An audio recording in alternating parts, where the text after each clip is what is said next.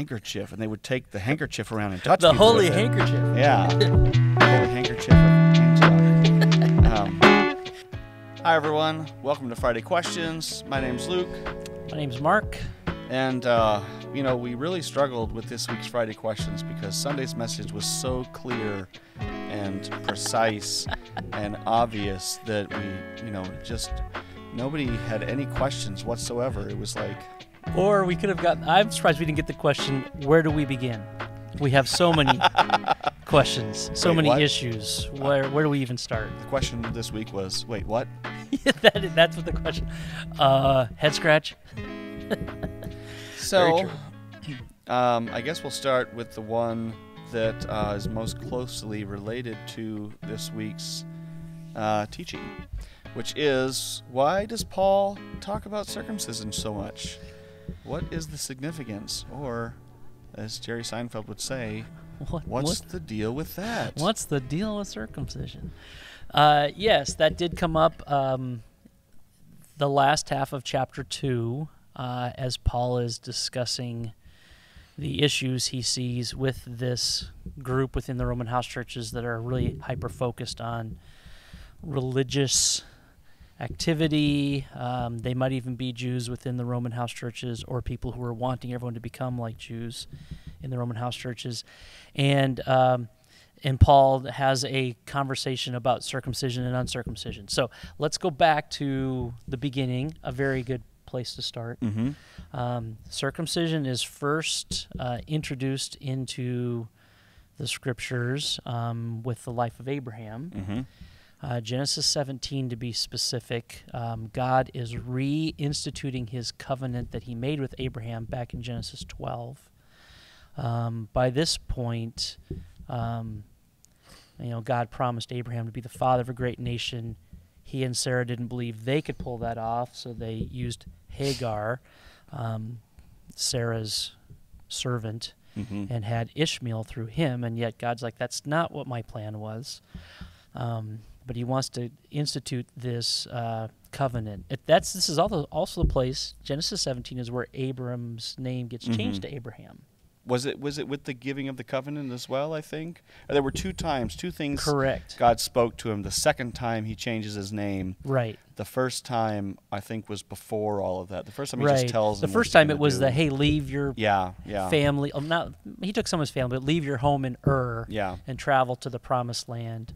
And there's 3 promises that God makes there. He promises him a land, a great nation, and that great nation, he and the great nation would bless all the nations of the world. Mm-hmm. So this time we jump ahead to chapter 17. So Abram gets changed to Abraham. Mm-hmm. Abram means exalted father, but Abraham means father of a great number. Mm. So again, part of the promise is, no, Abraham, really, you will be Abraham. You will be the father of a great number. Circumcision is given to Abraham, and then every descendant of his from that time forward. It really is just a sign to show that they're in God's family, in God's community. A sign of the covenant. Yeah. And the fact that it was instituted on the male child was then so that as they continued to create life for generation after generation, as they continued to procreate, as a male would help procreate their kind, there was the symbol. It was within the creating of the act. The creating of the nation that's where the symbol was found. It's interesting, God made a promise to Abraham that he would be the father of a great nation, and he was a guy that thought he couldn't have children, and so God kind of took the symbol of the sign of the covenant and fused it together with that concept. Mm-hmm. He'd be father of a great nation. So then every Jewish boy was to have this done to them. The significance, we were just talking about this beforehand, when this was instituted, obviously Abraham was an older man when he was circumcised. Often it's done when you're newly born. Mm-hmm. God instituted in this moment that it was on the 8th day after they were born that the boys were to be circumcised, and there was a ceremony that went with it. interesting factoid for everyone. Not sure if you knew this, but there was always this wonder as to why did God choose the 8th day. It doesn't really fit other things. Like if he chose the 7th day, go, oh yeah, 7th day, there's significance there to that or something else. Why the 8th day? Fast forward to modern times, and it's been discovered that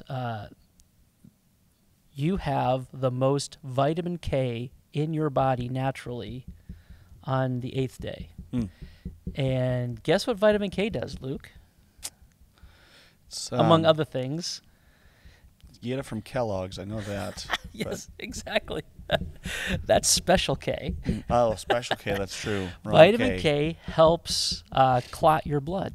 An important... That would be helpful if you're living in maybe more primitive times and you are Slicing doing a part of your body off. You're doing a surgical procedure on an 8-day-old boy. So I always thought that was interesting that God gave them that day, and then we find out later that there is medical significance to that. Yeah. Okay, so jump ahead to the New Testament, and now, as Paul especially, but all of the writers of the New Testament letters, keep in mind, everybody, and we mentioned this a little bit last weekend, that these New Testament churches were a combination of Jews and Gentiles. Mm-hmm. This was the big jump in the mindset that people had, that it is not just a Jewish thing. That Christianity isn't just an extension of Judaism, but Christianity is a new thing built off of Judaism that is now open to Jews and Gentiles. Mm-hmm. I even think of like moments when, like the first time Peter says he has physically been in the house of a Gentile person is when he is sent by God to Cornelius. Yeah. In Acts, what is that, like 10, 11, somewhere in there, maybe Acts 12. And he's like, this first time I've walked into a Gentile's home. Can you imagine? For some Hebrews, it was a matter of pride. I've never been in a Gentile's home. Yeah. Yeah. So Peter walks in and understands that they've already kind of have a pre-version of the gospel in their minds because an angel's visited them, and Peter's whole paradigm in life changes. Mm-hmm. So you continue forward. So as Paul travels the Mediterranean and begins to plant these churches in all these different cities where there's already a mixture of Jew and Gentile, the church has become a mixture of Jew and Gentile, which is, as I mentioned this last weekend, is always a source of tension and friction.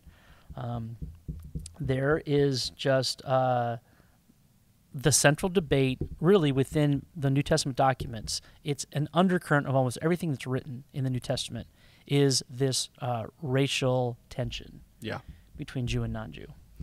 And so when Paul talks about these things and he discusses the need for us to be unified as one body, he often has to address those who promote Judaism within these new Christian churches as you need to recognize, as Paul had to recognize, that those rituals, those symbols, a lot of the adherence to the law is now something that is not being placed upon those who are now in Christ.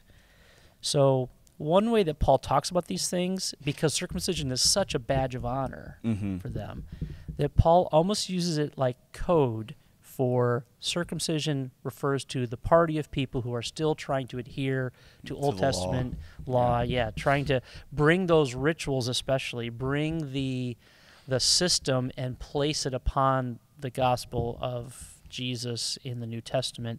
And so Paul would refer to them as the party of or the people of the circumcision. Right. And so therefore the uncircumcision would be Gentiles. If you go back and reread the section in chapter 2 from Romans, you can see that what Paul's basically saying is this, like, whenever you see circumcision, think, religious party or people of the Judaism way that want to push that upon people, and the uncircumcised would be Gentiles who are just, I think I'm only just supposed to follow Jesus. Yeah. And so it's really code for the hyper-religious Jews who are forcing the law and rituals onto the Gentile Christians. So when Paul says, those of you who are circumcised, you're actually acting like the uncircumcised, he's not talking about the physical act, because that would be weird. What he's talking about is because like how do you Just imagine it, dude. just we don't need to go much further with that. But instead, he's referring to like those of you who are already religious. You're acting like the non-religious. You're acting like the immoral, and many of those who are Gentiles who are not physically circumcised, they're acting more like the circumcision group than the circumcision group is. So when you see it that way, and just think of it as the way Paul addresses the two friction forces that are butting heads within the Jerusalem church and then all the way around into the Mediterranean, all the different churches that he plants. That's kind of the meaning behind it. Modern day, it really is just like an elective procedure. It doesn't really have any significance. For some groups around the world, it may. But for the most part here in America, it's just an elective procedure that you choose to do or not do on your baby boys. Yeah. That was a lot. I know. Sorry. No. The other thing that you have happening here, which I think you still see in certain ways to the day, you had, because I think he also addresses, you had Gentiles who were also proud of their circumcision. Right. And so you can get a little overzealous in trying to keep some of the Old Testament ways. Some of it's just like, some people do it as just like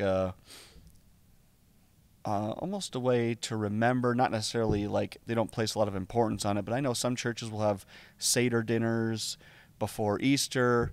But then you have other people who take some of the Old Testament stuff very seriously, where they want to, say, abide by the Sabbath.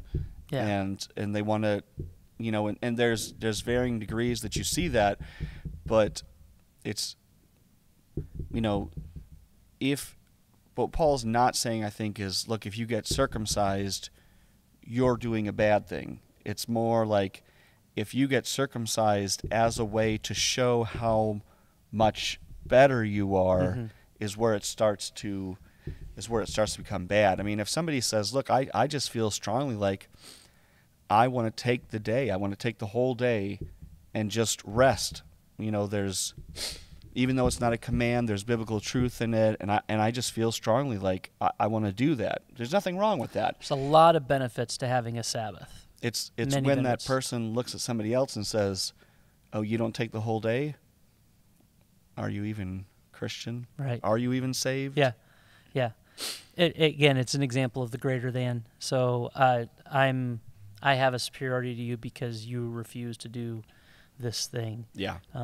Probably in many ways, the culture we're living in, we need to Sabbath more often. We need to rest and get away and detach. And again, Sabbath doesn't mean I deprive myself of everything. Sabbath can mean I just take a day and get away from all of the noise and enjoy God's creation, or enjoy God's blessing, or enjoy my family. You hear people talk about a lot of different Sabbaths. Like, yes. Some people, I'm going to take a Sabbath from, that's where Lent started. Right. Yeah. I'm going to take a break from something. Yeah. It's essentially the same as fasting. I'm going to take a break. In this case, it's work. I'm going to take a break from work. I'm going to Sabbath from work, but it could be like I'm going to fast from social media or TV or the news or anything that's,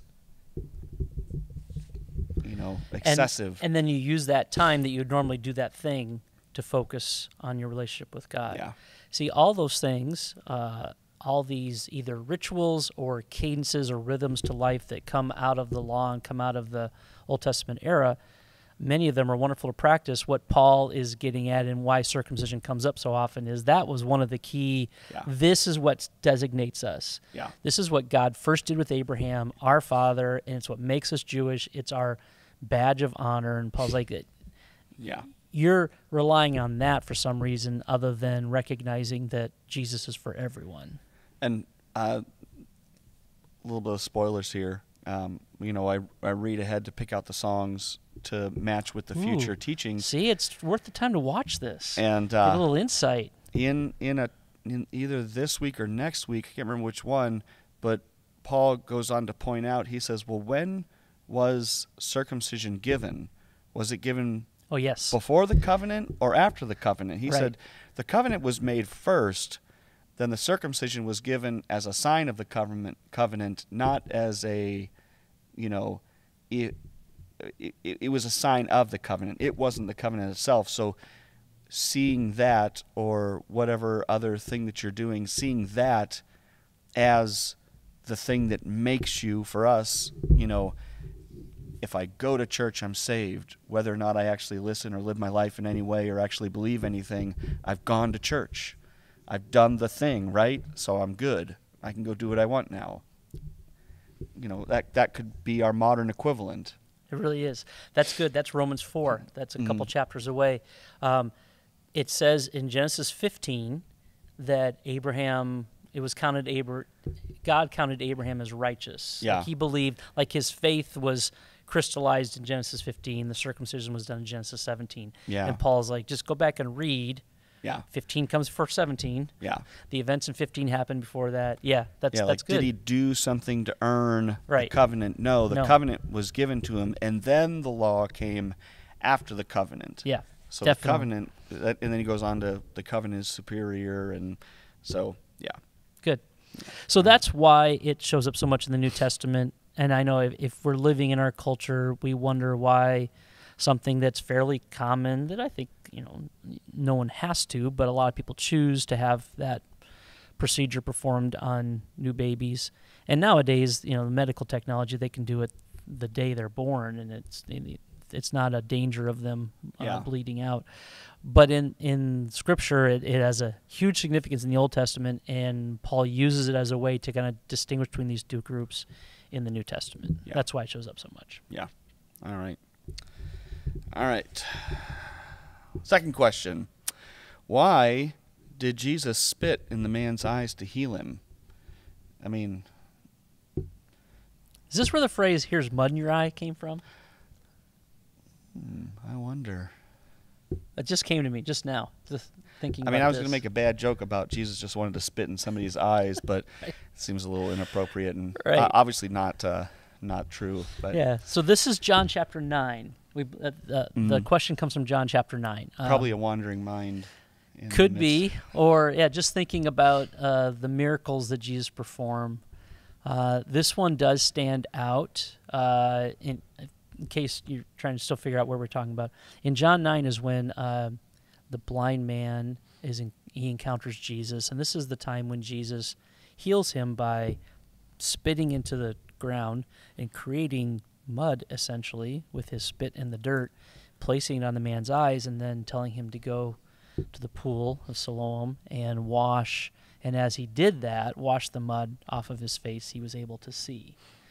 And so the question is specifically, why? Why in that moment did he? Why other times when Jesus healed, he would heal by just speak, or sometimes he would be in the presence. And we even mentioned beforehand the one time when the woman was healed just by touching his cloak. So, why the multiple step process here? Yeah.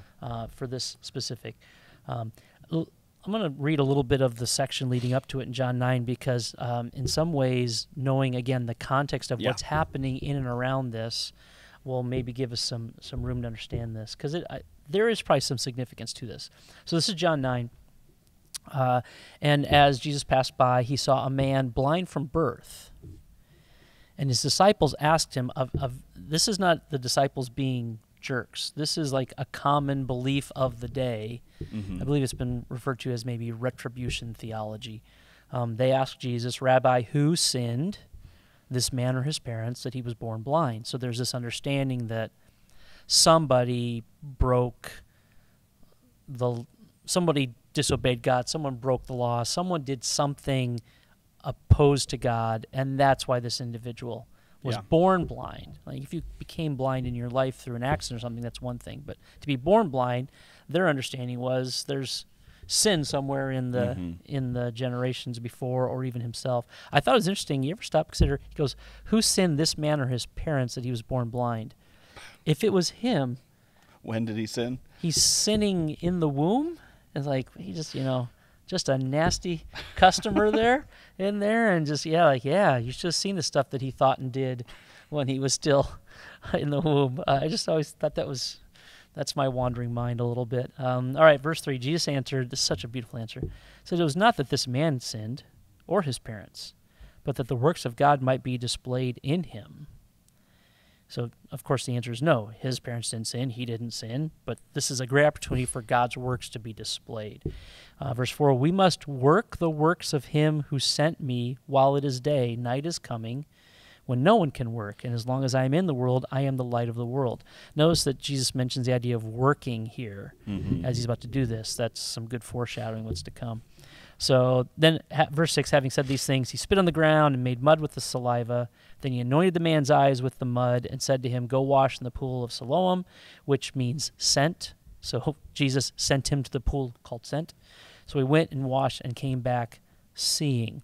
Now, if you keep reading the chapter, and we encourage you to do that because this is a great piece of narrative, the biggest issue that then happens on the backside of this miracle is, first of all, people are a little confused as to whether he was the blind man that they always knew or not the blind man. And he's like, yeah, it's me. And so enough corroborating evidence around him that, so suddenly it went from, is he really the man who was blind? So he was the man who was blind. Oh, my goodness, he can see.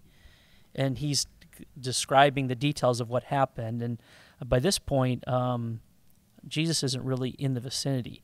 It's at verse 13, if you want to read the chapter, the Pharisees show up. And a couple key pieces of evidence that help us here. One is, don't let it go by you that this all happened on the Sabbath. Right. In fact, that's like verse 14, John makes mention of the fact that it was a Sabbath day when Jesus made the mud and opened his eyes. So again, the oral law that came out of the written law, came out of the Torah, had expanded the idea of you don't work on the Sabbath to just a myriad of things. I think we've talked about this maybe before. Like some of the things that came out of this was how far you could walk, what you couldn't do that constituted work. Can't crack an egg. Yes. And the Pharisees would break all of the travel laws on the Sabbath to make sure they could see as many people as they could to not be breaking the law. So you're only really allowed to walk a quarter of a mile. They would walk mile upon mile upon mile to make sure people weren't walking more than a quarter of a mile. That's kind of crazy. Not hypocritical at all. Yeah. So they begin to ask the questions like, well, okay, what happened here exactly? And in a sense, Jesus has worked twice. Yeah. By making the mud and by healing, which, again, modern day, we are just kind of overwhelmed with the idea that they would be upset that a healing occurred on the Sabbath because that constitutes his work. Yeah. So the man has this back and forth with the Pharisees that I find kind of humorous because he's so matter-of-fact about everything. And then finally towards the end, they call him in like a second time and talk to him. They even check with his parents. Is this really the guy that was blind? Yes, he was. Finally, at the end of the passage, Jesus reconnects with him and kind of sends him out to begin to share the good news and share some and then he begins a conversation with the Pharisees that spills over into chapter 10. All right, so that's the context of the situation. Why did Jesus not just speak or even think it or just touch the man? What's the deal with all of the making of the mud?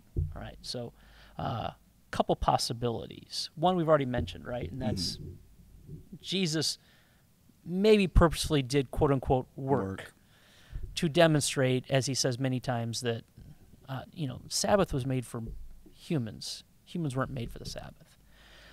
One thing that it's kind of interesting is that there is some Roman writing and even some Jewish rabbis who had formulated the idea that saliva was somehow something that could be used as a home remedy for blindness. Now, I don't know if Jesus would be aligning himself with that. It may just be that he's letting everyone know that he's going to heal the man's blindness because he's doing something that they thought maybe had that power. Another probably symbolism that Luke and I talked about ahead of time was what's the significance of spitting into the dust and the dirt? calls back to creation. Right. Is Jesus not kind of aligning himself with the Creator and using the dust of the earth, where we all come from, to create the newness of life in this man, specifically his ability to see? He used the dust of the ground to give the man born blind new sight. I think the other thing to keep in mind is that Jesus would rarely use the same methods to heal people. At least when we're given the details of his healings, they're not always the same. And why do you think Jesus mixed it up more often than not? What would be the reason for not doing the same exact thing, like not saying the same thing or doing the same process? Well, I think there's a good reason. When it talks about in Acts, Paul had a handkerchief, and when he left, they were like, the handkerchief, and they would take the handkerchief around and touch the people holy with it. handkerchief. Yeah, holy handkerchief of Antioch. And then they could do they could cut little pieces of it and sell it to people for $39.99. Yeah. So I think some of it's that, so people don't, think, oh, this is how you do it. Yeah. Here's the recipe for healing. Forget Jesus, forget all that. You do these 3 simple steps, healed. Right. Yeah. Exactly. I think we all know human nature. We could see that easily. Jesus said this, did this. That's my word. I almost wonder. Again, this is way outside of the actual text we have in front of us, but were people walking around and spitting in the dirt and hey, there's a blind guy, and just trying to rub all the folks that are stricken with blindness, leave the mud away from my eyes? It sounds silly, but growing up, I was part of churches that were very big into healing ministries and stuff like that. And there was more than one time when I heard stories of people wanting to, in some way, show the strength of their faith, and they would try to walk across their pool as a way to show. They're like, I'm gonna have such faith. I'm gonna walk across this, and I'm gonna do what Jesus did. So even today, you have people maybe taking things slightly far. Of, well, Jesus did that. God says we'll do greater things. So as long as my faith is big enough, I'm going to walk across this pool. Right. And, it is interesting how. But we're so much smarter than they were. Right. Sure. Exactly. It's super interesting that we still are drawn into. We can somehow pull off this stuff, or we have found the secret sauce to things. Yeah. Where wasn't that what we want? Especially, probably as people, but surely as a society. The most popular things that get posted are, they call them listicles. 5 things to accomplish this. Right. Yeah. 10 reasons for that. We love it. I click on them. Oh, yeah. Major 5 clickbait. things? Yeah, okay, let me see. What are the 5 things? Yeah. 6 things to create a better marriage. I'm like, there's only 6? I only have to do 6 things? It's like one. I get to do 1 a day and have a Sabbath. Yeah. A Sabbath from my marriage. No, I don't think that's what they meant by that. But yeah, exactly. We are kind of suckers for a list, suckers for a way to do things. Yeah. So I'm sure there is some spiritual significance, as we've mentioned. I think there's a bit of a recognition that this was, again, going to create this angst between the 2 worldviews that are existing at this time, where Jesus is like, my kingdom is different than what you think it is. And it brought out the hypocrisy of the Pharisees. It did. For one, to say, oh, who was working? Why did this happen? Right. And then they gotta come up with a reason why it's bad. So they're like, well, this man isn't from God. And other people are like, well, he did heal somebody. I feel like that's probably from God. And there's probably a lot of all of it. So much of the Bible references back to multiple parts of what happened before it, and so there's probably most of these elements are probably in there of why Jesus did this particular thing. Right. Let's just end with verse 25, because the man has the best answer to all of this. I love it. So, verse 24, the Pharisees are like, okay, now give glory to God. Be truthful here. We know that this man is a sinner. And the man who was blind answered and says, whether he's a sinner, I don't know. One thing I do know, I was blind and now I see. Like, let's not get lost in the minutia here. Yeah. Get lost in the weeds. Like, hey, here's the biggest thing of all. I was blind since birth and now I can see. Which, again, I love to go below that and go, what would it be like to see having never seen your whole entire existence? I mean, I just think of comical things like, that's what humans look like? Or, wow, it's much brighter than I thought. Or, that's color unique. I didn't know it was that. I'm fascinated by the lifting of that veil with him. And that's why he says so beautifully, look, I don't know. I don't know what this guy. All I know is I was blind and now I can see. Yeah. And that's the best part of it for me. Yeah. Question 3, how can I defend my faith and not seem greater than? Good. The theme last weekend was this idea that it's so easy for us to feel superior, or we value the things that are important to us and we use them to try and create superiority over other people. And I mentioned how in my younger, more stupider days, I used what biblical knowledge I accumulated at that point in trying to evangelize or share the gospel or defend Christianity to people. I really came across as an arrogant jerk. So I appreciate this question. So this kind of gets into that realm, and I mentioned the word, and we've talked about it here before, and Pastor Ray talks about it quite a bit, this idea of apologetics. Mm-hmm. Apologetics is, it gets its idea from the Greek word apologia, which is a combination of two Greek words, which really just means to give a defense, to defend something, to give a word to give speech to. Okay, so to provide an apologetic of something is to present a rational explanation. So you're giving reasons for why you believe something. It's not like we think of apologizing. It's not, I'm sorry I'm a Christian. Yeah. It's, I'm a Christian and I want to defend the reasons why, or here's why I believe what I believe. And so a lot of it involves doing research to understand some of the details in describing, okay, how does Christianity defend itself against this idea, against that idea. When I'm trying to present a defense for Christianity, I want to show that Christianity is respectable, like it's not just a bunch of goofiness. I want to show that Christianity is desirable, like this is the better way of living, so then I want to show that Christianity is true. And you can probably well imagine, maybe even some of you have suffered from this in the past, where if you have accumulated some intellect and wisdom and knowledge on understanding Christianity and how to present it to someone so it is rational and reasonable, that can really puff you up. Mm-hmm. Paul even talks about how knowledge tends to puff us up. Yeah. Love tends to build up. So I know I've used this statement before. I even said it last couple weeks perhaps, but a phrase that has helped me a great deal to balance that is that when I want to communicate my convictions, when I want to talk about my Christianity, I want to be clear and I want to be compassionate at the same time. Yeah. So the apologetics is the clarity, but the humility and the loving kindness that comes from Jesus is the compassion that I have. That I think Luke got pulled up. The passage that probably is like the definition of apologetics from the New Testament is that one you have in front of you in 1 Peter? Yeah, and I want to read 15 and 16 are the verses, but I like the whole paragraph as it sits in the Bible because of what it's talking about. Now, who is there to harm you if you are zealous for what is good?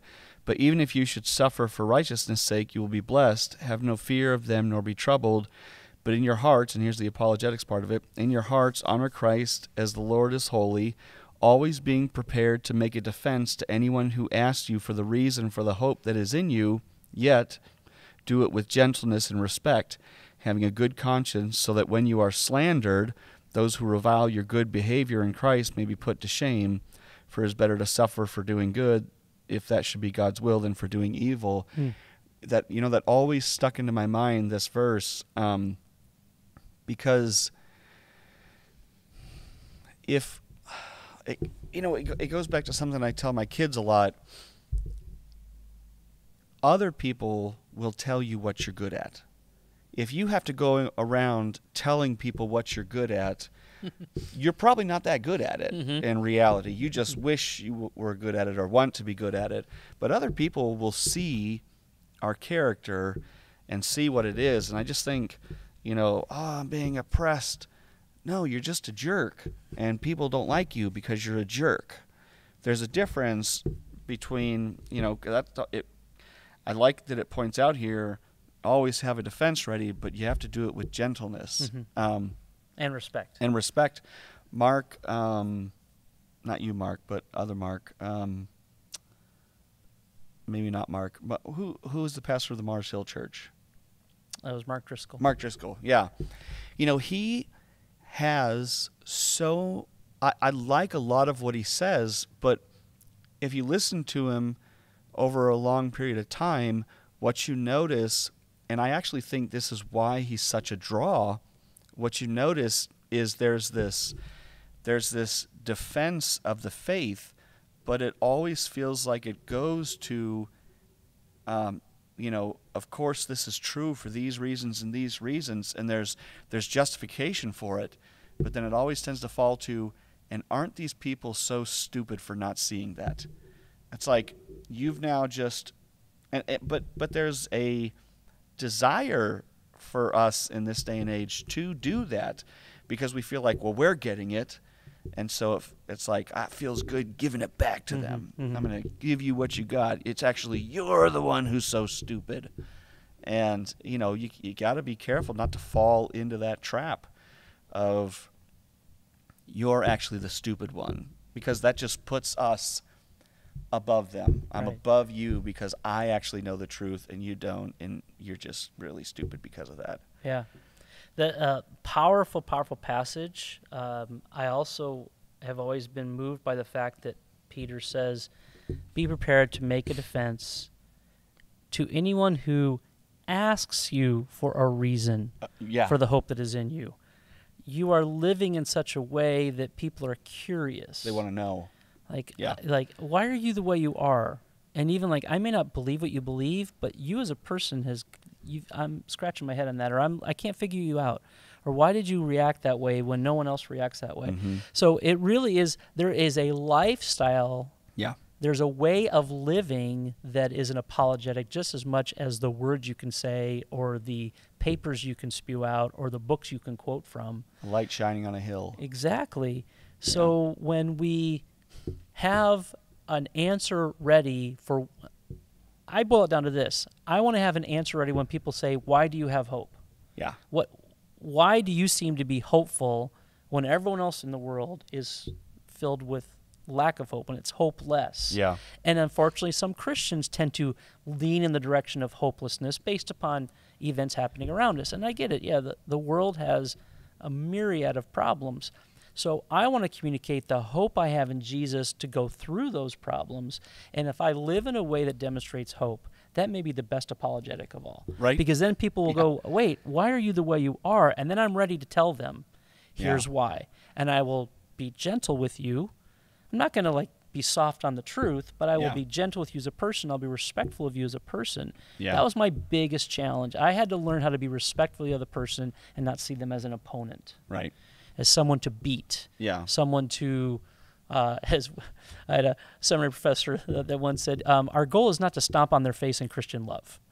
Because you don't really accomplish the Christian love if you're stomping on them. Yeah. So the idea of having a life that is an apologetic of Jesus only is successful, really successful, when, like the questioner asked, if it's filled with humility. Yeah. It has to be. Yeah. You can keep and it's good to continue to learn and study, because then when someone says, what about this? I say, well, we could talk about that. And I often have an answer for it.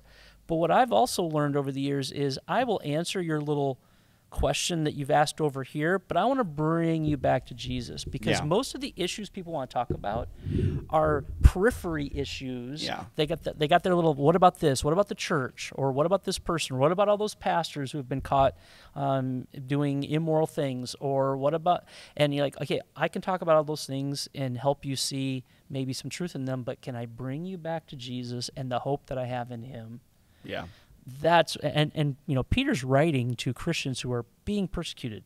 The recipients of 1 Peter are under heavy persecution at this point in time. So for Peter to say this is how you guys should behave in the face of persecution, real persecution, not what we sometimes think it is, is truly remarkable and very awe-inspiring, I think. And I always liked, because I feel like he even gives the reason why in verse 16, having a good conscience, so that when you are slandered, those who revile your good behavior will be put to shame. It's like people can say whatever they want about you, but who you are and how you respond is going to be the truth. And there was a dust up here at the church a couple of years ago, and people said a lot of stuff, but the truth of the actions stood out, and it was like, well, you're saying this, but I don't see that at all. And it turned out well for the person who stood their ground and said, my actions speak for themselves. I don't need to defend myself. And everybody else looked at their actions and looked at the actions of somebody else and said, yeah. So it's hard, because it feels like other people are getting the better of you, or these people doing terrible things are getting ahead, and I'm suffering, and and to an extent that's a hard thing to deal with, and we want to throw back, and we want to throw punches with them because they're throwing punches at us. Right. But to let your actions show forth, so that when they revile your bad behavior, they are the ones who are shamed by it, not you. But as soon as you start throwing back with them, any level of whatever you thought you had just disappeared. Right. You could even be more correct than they are, and yet there's a phrase that's often used in Scripture, especially the New Testament, and it's often attributed to leadership within the church, is to be above reproach. Yeah. So that you are above board in all of these areas. Yeah.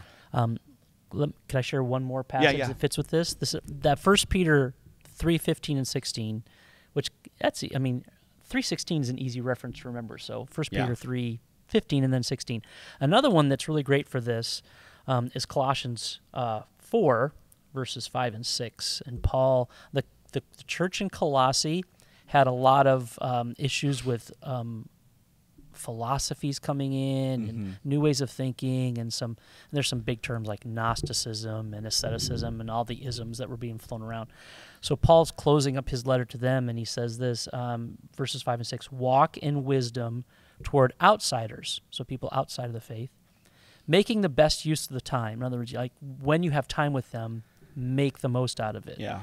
Verse 6, let your speech always be gracious, seasoned with salt, a little salt on it, give it a little, so that you may know how you ought to answer each person. Yeah. There are a lot of people out there now that claim to be Christian apologists that don't really adhere to the two passages we just talked about, where they have lots of answers and they love to be right, and sometimes they are. And they love for you to be wrong. And they love for you to be wrong, and they love to let you know that you're wrong, and they're very antagonistic, and they're filled with angst, and they're just very driven. And while they may be acting out in a general way the idea of apologetics, defending the faith, they become more of a prosecuting attorney. And they're like, I'm going to pound home these ideas, and no one else can say anything, and I'm going to prove that you're wrong. And it's very ego-based. And again, I think come back to what we've just mentioned, that these two passages are really helpful, and there's many others, but they're the two core ones that I've seen and used in my own life and shared with others, that if I really want to be a person who defends my faith, I want to show it through how I live and how I interact with people. And that's what will draw people in to maybe hear the person of Jesus. What's the verse that says, as much as it's within your ability, Yes. live in peace with everyone around you. Yes. Yeah. That's also Paul. As much as it depends Yeah. upon you, be at peace with Yeah. all people. Yeah. Yeah. Exactly. There, it's so tempting to go to the negative side of Yeah. that, and I want to win a debate, or I don't want to look foolish. A lot of people are afraid. They don't want to get into these conversations because what if I don't have the answer? Right. Like, well, the answer is Jesus, so you have the answer. Just point back to him and say, yeah, I may have to go study that some more, or that's a great idea. I'm not sure about that, but can I tell you about Jesus and the hope that I have in him? And Yeah. that may be your first and best apologetic you could use. Yeah. Your life. Yes. Yeah. Your life changed by Jesus Yeah. is the best defense of the gospel that's out there. Yeah. And when Jesus is the answer, it's not about me. And it's Mhm. much easier for me to be humble about it because I remember it wasn't me, it was all him. Right. Yeah. So, Yeah. And I'm pretty sure Jesus can defend himself. yeah. I mean, that's the thing. It's like, are you so afraid to have a conversation about it? You don't think that you're so afraid that you're not right? You're not willing to have a conversation? Yeah. I don't know. That was a little off the We rails. can trust the Holy Spirit Yeah. to help us. Yeah. Definitely. All right. Well, we appreciate your questions. Send them in this week, and we will be back next Friday. Have a good week. Thank you.